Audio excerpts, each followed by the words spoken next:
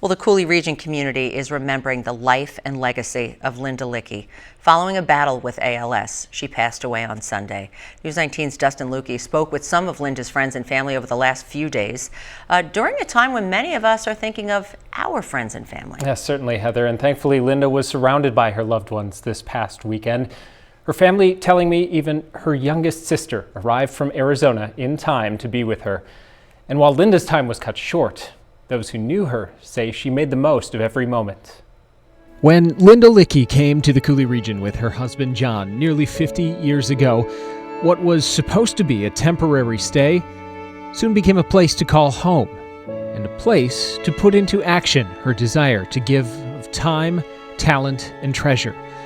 As John tells me, however, at that time, talent and treasure were hard to come by. Well, what we did have was time, and so for us, that was ended up being probably the best thing that ever happened to us, because the only thing we could give back was time. And give they did.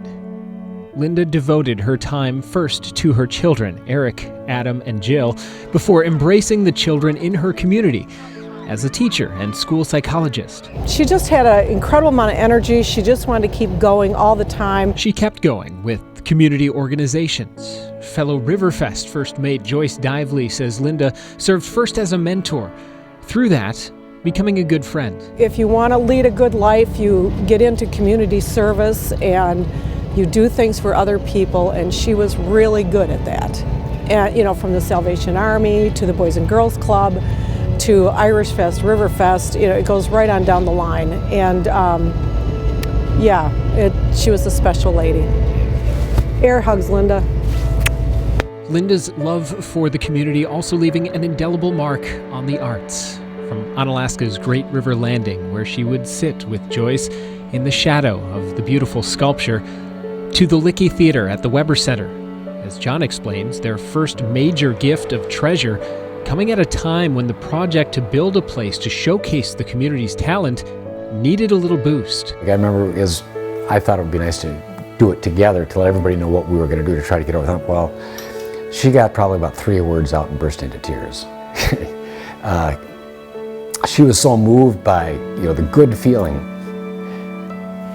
that it was probably one of the neatest feelings she ever had, and I had too. I mean, I won't say it was just hers, but knowing that you could make that kind of an impact. An impact she continued to make for the better part of the last 3 years, when ALS put a limit on her time. She set a few milestones that she hoped to reach, and one of which was our 50th wedding anniversary.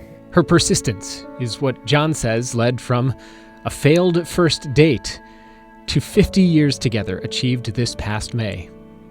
A timeless example of time well spent.